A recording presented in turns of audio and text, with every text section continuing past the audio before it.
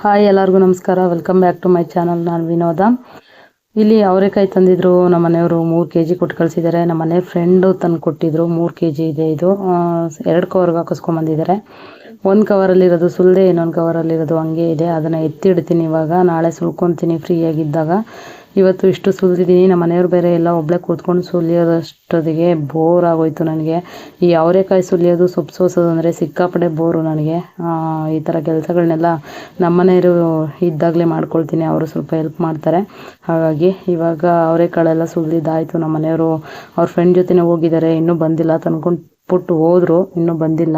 ಅವ್ರು ಬರೋಷ್ಟರಲ್ಲಿ ಇಷ್ಟು ಕಾಳೆಲ್ಲ ಸುಲಿದು ಇದನ್ನೆಲ್ಲ ಎತ್ತಿ ಗುಡಿಸಿ ಎತ್ತಾಕಿ ಅದರಲ್ಲಿ ದಪ್ಪ ಕಾಳು ಬೇರೆ ತೆಗೆದು ಸ್ವಲ್ಪ ನೆನೆಸಿದ್ದೀನಿ. ನಾಳೆ ಏನಾದರೂ ಚಿಕನ್ ಸಾಂಬಾರು ಮಾಡಿದ್ರೆ, ಸಂಡೇ ಆಗಿರೋದ್ರಿಂದ ಚಿಕನ್ ಸಾರು ಮಾಡಿದ್ರೆ ಅದಕ್ಕಾಗುತ್ತೆ ಅಂದ್ಬಿಟ್ಟು, ಹಾಕಿದ್ರೆ ಚೆನ್ನಾಗಿರುತ್ತೆ ಮೊಟ್ಟೆ ಕೋಳಿ ಸಾಂಬಾರಿಗೆ ಅಂದ್ಬಿಟ್ಟು ಅದನ್ನು ಎತ್ತಿಟ್ಟು ನೆನೆಸಿದ್ದೀನಿ. ಅದನ್ನು ಸಿಪ್ಪೆ ತೆಗೆದು ಮಟನ್ ಸಾಂಬಾರ್ಗೆ ಹಾಕಬೇಕು. ಅದನ್ನೆಲ್ಲ ಎತ್ತಿ ಗುಡಿಸಿದೆಲ್ಲ ಆದಮೇಲೆ ಈಗ ಸಾಂಬಾರು ಮಾಡಿದ್ವಲ್ಲ ಮಧ್ಯಾಹ್ನ, ಸಬ್ಬಕ್ಕಿ ಸೊಪ್ಪಿನ ಸಾರು ಮತ್ತು ರೈಸ್ ಮಾಡಿದ್ವಿ ಮಧ್ಯಾಹ್ನ. ಪಲ್ಯ ಮತ್ತು ಸಾಂಬಾರೆಲ್ಲ ಹಂಗೆ ಇದೆ. ಇವಾಗ ಇದಕ್ಕೆ ರೈಸ್ ಮಾಡ್ತೀನಿ. ನಮ್ಮ ಮನೆಯವರು ಅಲ್ಲೇ ಫ್ರೆಂಡ್ ಮನೇಲಿ ತಿನ್ಕೊಂಬರ್ತೀನಿ ಅಂತ ಹೇಳಿದ್ರು. ಮಕ್ಕಳೆಲ್ಲನೂ ಕೂಡ ಅಲ್ಲೇ ದೋಸೆ ಕೊಟ್ಟು ಕಳಿಸಿದ್ರು ನಮ್ಮ ಮನೆಯವ್ರ ಫ್ರೆಂಡು ಮನೇಲಿ. ಅವರು ಕೂಡ ದೋಸೆ ತಿಂದರು. ಹಾಗಾಗಿ ಸ್ವಲ್ಪ ರೈಸ್ ಕೇಳೋಣ ಅಂತ ಅಂದ್ಬಿಟ್ಟು ರೈಸ್ ಕಿಟ್ಕೊಂಡು ಊಟ ಮಾಡಿ ಮಲಗಿದ್ದಾಯಿತು. ಮಾರನೇ ದಿನ ಕಾಳೆಲ್ಲ ನೆನೆಸಿದ್ನಲ್ವ, ಅದನ್ನೆಲ್ಲ ಇಟ್ಕಿಟ್ಟಿದ್ದೀನಿ ಆಲ್ರೆಡಿ. ಈಗ ನೋಡಿ ಮೊಟ್ಟೆ ಕೋಳಿ ತಂದಿದ್ದಾರೆ. ನಮ್ಮ ಮನೆಯವ್ರ ಫ್ರೆಂಡು ಕೂಡ ಊಟಕ್ಕೆ ಬರ್ತಾರೆ ಇಲ್ಲಿಗೆ. ಮೊಟ್ಟೆ ಕೋಳಿ ತಂದಿಟ್ಬಿಟ್ಟು ನಮ್ಮ ಮನೆಯವ್ರ ಮೇಲೆ ಹೋಗಿ ರೆಸ್ಟ್ ಮಾಡ್ತೀನಿ ಅಂತ ಮಾಡ್ತಿದ್ದಾರೆ. ನಾನು ಕೂಡ ಸ್ವಲ್ಪ ಹೊತ್ತು ರೆಸ್ಟ್ ಮಾಡಿ ಮಧ್ಯಾಹ್ನ ಬರ್ತೀನಿ ಅಂತ ಹೇಳಿದರು ನಮ್ಮ ಮನೆಯವ್ರ ಫ್ರೆಂಡು ಅವಣ್ಣ. ಹಾಗಾಗಿ ಅವ್ರು ಬರೋಷ್ಟರಲ್ಲಿ ನಿಧಾನಕ್ಕೆ ಮಾಡೋಣ ಅಂದ್ಬಿಟ್ಟು ಎತ್ತಿಟ್ಟಿದ್ದೆ. ಈಗ ಒಂದು 12 ಗಂಟೆಗೆ ತಂದು ಅವ್ರು ಹೋಗಿ ಮಲ್ಕೊಂಬಿಟ್ಟಿದ್ರು. ನಾನೀಗ ಮಧ್ಯಾಹ್ನ ಮೇಲೆ ಸ್ವಲ್ಪ ಹೊತ್ತು ರೆಸ್ಟ್ ಮಾಡಿ ಅಡುಗೆ ಸ್ಟಾರ್ಟ್ ಮಾಡ್ತಾಯಿದ್ದೀನಿ. ಯಾಕಂದರೆ ಇದು ಮೊಟ್ಟೆ ಕೋಳಿ ಆಗಿರೋದ್ರಿಂದ ಬೇಯೋದು ಸ್ವಲ್ಪ ಲೇಟ್ ಆಗುತ್ತೆ. ಕುಕ್ಕರ್ಗೆ ಒಂದೇ ಸಲ ಒಗ್ಗರಣೆ ಹಾಕಿಟ್ಬಿಟ್ಟು ಬೇಯೋದಕ್ಕೆ ಬಿಟ್ಬಿಡ್ಬೇಕು. ಒಂದು 5 ಕೂಗುವರೆಗೂ ಕೂಗಿಸ್ಬಿಟ್ಟು ಆಮೇಲೆ ಸಣ್ಣಗೆ ಇಟ್ಬಿಡ್ಬೇಕು. ಅದೇ ಬಿಸಿನೀರಲ್ಲೇ ಚೆನ್ನಾಗಿ ಬೇಯ್ತಾ ಇರುತ್ತೆ. ಅದು ಚೆನ್ನಾಗಿ ಬೆಂದ್ರೇ ಇದು ಟೇಸ್ಟು ಮೊಟ್ಟೆ ಕೋಳಿ ಸಾಂಬಾರು.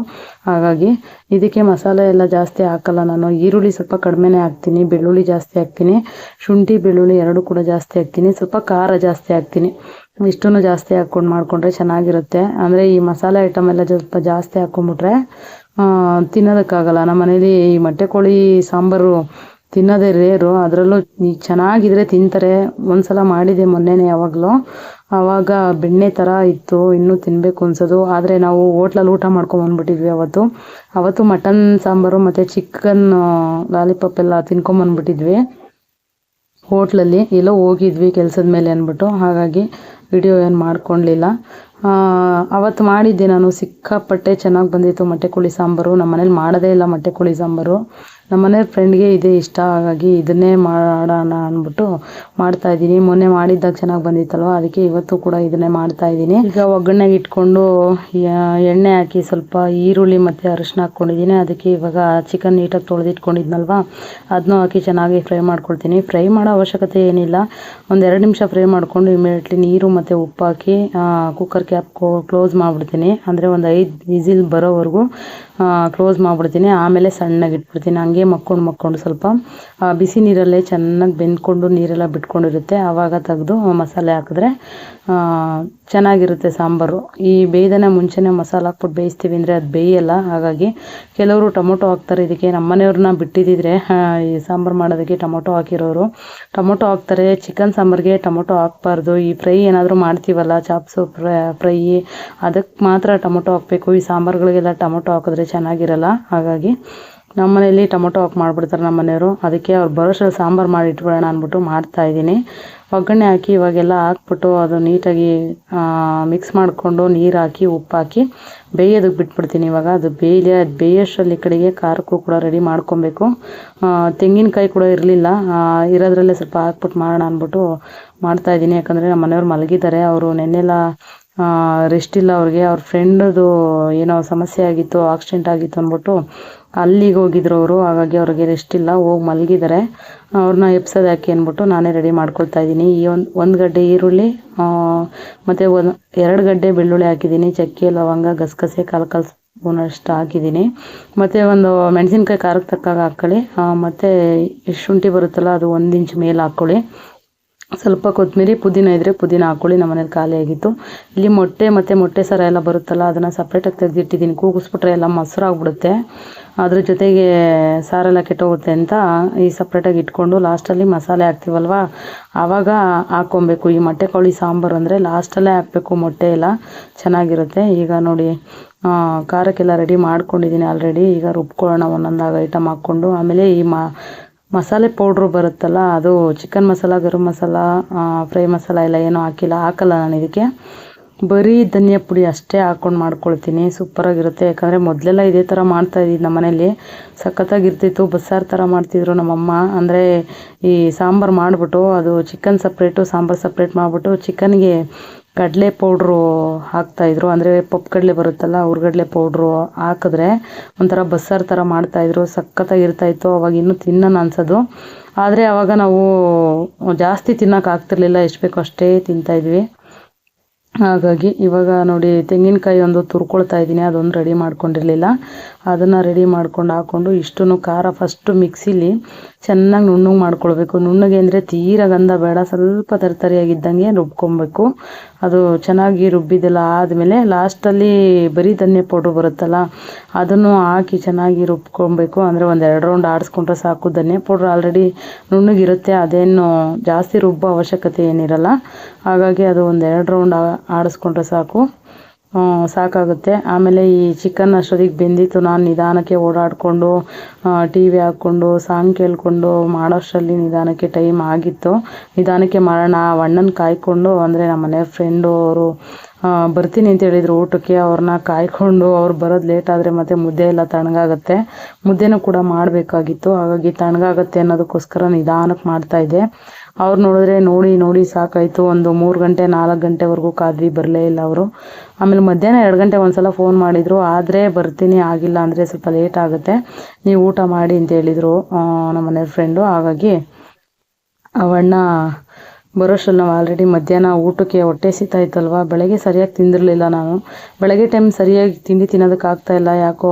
ಹಂಗಾಗಿ ಬೆಳಗ್ಗೆ ಲೆಸ್ ಮಾಡಿ ಮಧ್ಯಾಹ್ನ ಹೊಟ್ಟೆ ತುಂಬ ಊಟ ಮಾಡ್ತೀನಿ. ಸ್ವಲ್ಪನಾದರೂ ರೈಸು ಮತ್ತು ಸಾಂಬಾರು ಇರಬೇಕು ನನಗೆ. ಆ ರೀತಿ ಆಗ್ತಾಯಿದೆ, ಯಾಕೋ ಗೊತ್ತಿಲ್ಲ, ಸರಿಯಾಗಿ ಊಟ ಮಾಡೋಕ್ಕಾಗ್ತಿಲ್ಲ. ಈಗ ಮಸಾಲೆ ಎಲ್ಲ ರುಬ್ಕೊಂಡಿದ್ದೆಲ್ಲ ಆಯಿತು. ಇವಾಗ ನೋಡಿ ಚಿಕನ್ನು ಕೂಡ ಬೆಂದಿದೆ. ಇದು ಇನ್ನೂ ಸ್ವಲ್ಪ ಬೇಯಿಸಬೇಕಾಗಿತ್ತು. ನಾನು ಬೆಂದಿದೆ ನೋಡಿ, ಈ ಥರ ನೋಡಿದ್ರೆ ಬೆಂದಿತ್ತು. ಹಾಗಾಗಿ ನಾನು ಹಂಗೆ ಮಸಾಲೆ ಹಾಕಿದೆ. ಅದು ನೋಡಿದ್ರೆ ಇನ್ನೂ ಬೇಯಬೇಕಾಗಿತ್ತು. ಆಮೇಲೆ ನಮ್ಮ ಮನೆಯವ್ರು ಬಂದುಬಿಟ್ರು ಅಷ್ಟರಲ್ಲಿ. ಈ ಮಸಾಲೆ ಹಾಕ್ಬೇಕಾದ್ರೆ ಸ್ವಲ್ಪ ನೀರು ಹಾಕ್ಬಿಟ್ರು, ಜಾಸ್ತಿ ನೀರು ಆಗೋಯ್ತದು. ಆದರೂ ಮಾತ್ರ ನೀರಿದ್ರೂ ಸೂಪರಾಗಿ ಬಂದಿತ್ತು ಟೇಸ್ಟು. ಯಾಕಂದರೆ ಮಸಾಲೆ ಐಟಮ್ಗಳು ಹಾಕೋದ್ರ ಮೇಲೆ ಡಿಪೆಂಡ್ ಆಗುತ್ತೆ ನಾವು ಅದಕ್ಕೆ. ಹಾಗಾಗಿ ಈಗ ರುಬ್ಬಿರೋದನ್ನ ಹಾಕ್ಬಿಟ್ಟು ಇದಕ್ಕೆ ಇವಾಗ ಮಸಾಲೆ ಪೌಡ್ರು, ಅಂದರೆ ಬರೀ ಧನಿಯಾ ಪೌಡ್ರು ರುಬ್ಬಿರಲ್ವಲ್ಲ, ಇದಕ್ಕೆ ಹಾಕ್ಕೊಂಡು ಚೆನ್ನಾಗಿ ಮಿಕ್ಸ್ ಮಾಡ್ಕೊಳ್ಬೇಕು. ಇವಾಗ ಇದೇನು ರುಬ್ಬೋ ಅವಶ್ಯಕತೆ ಇಲ್ಲ ಅಂತ ಹೇಳಿದೆ. ಹಾಗಾಗಿ ಹಂಗೆ ಮಿಕ್ಸ್ ಮಾಡ್ಕೊಳ್ಬೇಕು. ಎಷ್ಟು ಬೇಕೋ ಅಷ್ಟು ಕನ್ಸಿಸ್ಟೆನ್ಸಿ ನೋಡಿಕೊಂಡು ಪೌಡ್ರನ್ನ ಹಾಕಿ, ನಮಗೆ ಸಾಂಬಾರು ಎಷ್ಟು ಬೇಕೋ ಅಷ್ಟು ನೋಡಿಕೊಂಡು ಈ ಮಸಾಲೆನ ರೆಡಿ ಮಾಡಿಕೊಂಡು, ಆಮೇಲೆ ನೀರು ಹಾಕ್ಕೊಂಡು ಸ್ವಲ್ಪ ನೋಡಿಕೊಂಡು ಆಮೇಲೆ ಚೆಕ್ ಮಾಡ್ಕೊಳ್ಬೇಕು. ಉಪ್ಪು ಹಾಕ್ಬಿಟ್ಟು, ನಾನು ಆಲ್ರೆಡಿ ಉಪ್ಪು ಮೊದಲೇ ಹಾಕಿದ್ದೆ ಅಲ್ವಾ, ಮತ್ತು ಉಪ್ಪಾಗ್ಬಿಡುತ್ತೆ ನೋಡಿಕೊಂಡು. ಆಮೇಲೆ ಸಪ್ಪೆ ಆದರೆ ಮಾತ್ರ ಉಪ್ಪು ಹಾಕ್ಕೊಳ್ಬೇಕು. ನಿಮಗೆ ನೋಡ್ಕೊಳ್ಳಿ, ಗೊತ್ತಾಗುತ್ತೆ ನಿಮಗೇನೆ. ಹಾಗಾಗಿ ಈಗ ನೋಡಿ ಎಲ್ಲ ಆದಮೇಲೆ ಸ್ವಲ್ಪ ನೀರು ಹಾಕಿ ಚೆನ್ನಾಗಿ ಮಿಕ್ಸ್ ಮಾಡ್ತಿದ್ದಾರೆ ನಮ್ಮ ಮನೆಯವರೇ. ನಾನು ವಿಡಿಯೋ ಮಾಡ್ತಾಯಿದ್ದೀನಿ, ನಮ್ಮ ಮನೆಯವ್ರು ಬಂದ್ರಲ್ಲ ಅಷ್ಟರಲ್ಲಿ. ನನ್ನ ಕೈ ಕೊಡೋಲ್ಲ ನಮ್ಮ ಮನೆಯವರು. ನೀನು ಸ್ವಲ್ಪನೇ ಮಾಡ್ತೀಯಾ, ಗಟ್ಟಿಗೆ ಮಾಡಿಬಿಡ್ತೀಯಾ, ಸಂಜೆಗೆಲ್ಲ ಬೇಕು, ಮತ್ತು ಸಂಜೆ ಇನ್ನೊಂದ್ಸಲ ಸಾಂಬಾರು ಮಾಡೋಕ್ಕಾಗಲ್ಲ ಅಂದ್ಬಿಟ್ಟು ನೀರು ಹಾಕ್ಬಿಟ್ರು. ಆದರೂ ನೀರಾದ್ರೂ ಸೂಪರಾಗಿತ್ತು ಸಾಂಬಾರು. ಆಮೇಲೆ ಒಂದು ಟೈಮ್ ನೀರಾಗಿತ್ತು, ಇನ್ನೊಂದು ಟೈಮ್ ತಿನ್ನೋಷ್ಟರಲ್ಲಿ ಸರಿ ಹೋಗಿತ್ತು. ಯಾಕಂದರೆ ಇನ್ನೊಂದು ಟೈಮ್ ಬಿಸಿ ಮಾಡೋದ್ವಲ್ಲ, ಆವಾಗ ಕುದ್ದುಬಿಟ್ಟು ಇನ್ನೊಂದು ಸ್ವಲ್ಪ ಸರಿ ಹೋಗಿತ್ತು. ಸಾಂಬಾರು ಮಾತ್ರ ಸೂಪರಾಗಿ ಬಂದಿತ್ತು. ಈಗ ನೋಡಿ ಇಟ್ಕಿದ ಬೇಳೆ ಇಟ್ಕೊಂಡಿದ್ನಲ್ವ, ಅದನ್ನೂ ಕೂಡ ತೊಳೆದ್ಬಿಟ್ಟು ಇವಾಗ ಮಸಾಲೆ ಒಳಗೇನೆ ಹಾಕ್ತಾಯಿದ್ದೀನಿ. ಅದು ನುಣ್ಣಗೆ ಬೆಂದೋಗುತ್ತೆ, ಅದು ಚೆನ್ನಾಗಿ ಕುದಿಬೇಕಾದ್ರೆ ಹಾಕಿದ್ರೆ. ಇದು ಅರ್ಧಂಬರ್ಧ ಬೇಯಿಸ್ಕೋಬೇಕು ಇದು ಇಟ್ಕಿದ ಬೇಳೆ. ಹಾಗಾಗಿ ಇವಾಗ ಹಾಕ್ತಾಯಿದ್ದೀನಿ. ಆಮೇಲೆ ಮೊಟ್ಟೆ ಸರ ಈ ಕಡೆ ಎಲ್ಲ ಏನು ಇಟ್ಕೊಂಡಿದ್ದೀನಿ ಅದನ್ನೂ ಕೂಡ ಇವಾಗಲೇ ಹಾಕ್ಬಿಡ್ತೀನಿ. ಕಾಳು ಮತ್ತು ಮೊಟ್ಟೆ ಎರಡಕ್ಕೂ ಜಾಸ್ತಿ ಟೈಮ್ ಏನು ಬೇಕಾಗಿಲ್ಲ, ಸ್ವಲ್ಪ ಟೈಮ್ ಆದರೆ ಸಾಕು. ಒಂದು 2 ನಿಮಿಷ ಬಿಸಿನೀರಲ್ಲಿ ಬೆಂದ್ಕೊಂಬಿಡುತ್ತದು. ಬಿಸಿನೀರು ಇಟ್ಬಿಟ್ಟು ಹಾಕ್ಬಿಟ್ರೆ ಅದರಲ್ಲೇ ಬೆಂದ್ಕೊಂಬಿಡುತ್ತೆ. ಮೊಟ್ಟೆ ಸಾರು ಹಾಕ್ಬಿಟ್ಟು ಇವಾಗ ಬೇಯೋದಕ್ಕೆ ಬಿಡಬೇಕು. ನೋಡಿ ತುಂಬ ಆಯಿತು. ನೀರೇನು ಜಾಸ್ತಿ ಹಾಕೋಕ್ಕೆ ಹೋಗ್ಬೇಡಿ, ಆದಷ್ಟು ಗಟ್ಟಿಗೆ ಹಾಕ್ಕೊಂಡ್ರೆ ಚೆನ್ನಾಗಿರುತ್ತೆ. ಅಂದರೆ ಗಟ್ಟಿಗೆ ಮಾಡಿಕೊಂಡ್ರೆ ಇದು ಸಾಂಬಾರು ಚೆನ್ನಾಗಿರುತ್ತೆ. ಮುದ್ದೆಗೆ ಅನ್ನಕ್ಕೆ ಎಲ್ಲ ಸೂಪರ್ ಕಾಂಬಿನೇಷನು, ಸಖತ್ತಾಗಿತ್ತು ಸಾಂಬಾರು ಮಾತ್ರ. ಅಂದರೆ 2 ದಿನ ಇಟ್ಕೊಂಡು ತಿಂತೀವಿ ನಾವು ಇದನ್ನು, 2 ಟೈಮು. ಇಟ್ಕೊಂಡು ತಿಂತೀವಿ. 2 ಟೈಮ್ ತಿಂದು 3ನೇ ಟೈಮ್ಗೆ ಉಳಿದಿರುತ್ತೆ ನಮಗಿದು. ಬಿಸಾಕೋದು ಬೇಡ ಅಂತ ಅಂದ್ಬಿಟ್ಟು ತಿಂತೀವಿ, ಬಿಸಾಕಲ್ಲ. ಹಾಗಾಗಿ ಯಾಕೆ ವೇಸ್ಟ್ ಮಾಡಬೇಕು, ದುಡ್ಡು ಕೊಟ್ಟಿರೋದಲ್ವ ಅಂದ್ಬಿಟ್ಟು. ನನ್ನ ಮಕ್ಕಳು ಇದು ಸ್ವಲ್ಪ ರೇರು ತಿನ್ನೋದು. ಈಗ ನೋಡಿ, ಇದಾಗಿತ್ತು ಇವತ್ತಿನ ವಿಡಿಯೋ. ಇವಾಗ ಊಟ ಮಾಡ್ತಾ ಇದ್ದೀವಿ. ಇಷ್ಟ ಆದರೆ ಒಂದು ಲೈಕ್, ಶೇರ್, ಕಮೆಂಟ್, ಸಬ್ಸ್ಕ್ರೈಬ್ ಮಾಡ್ಕೊಂಡು ನೋಡಿ ಅಂತ ಹೇಳ್ತಾ ಇವತ್ತಿನ ವಿಡಿಯೋನ ಎಂಡ್ ಮಾಡ್ತಾ ಇದ್ದೀನಿ. ನಮಸ್ತೆ.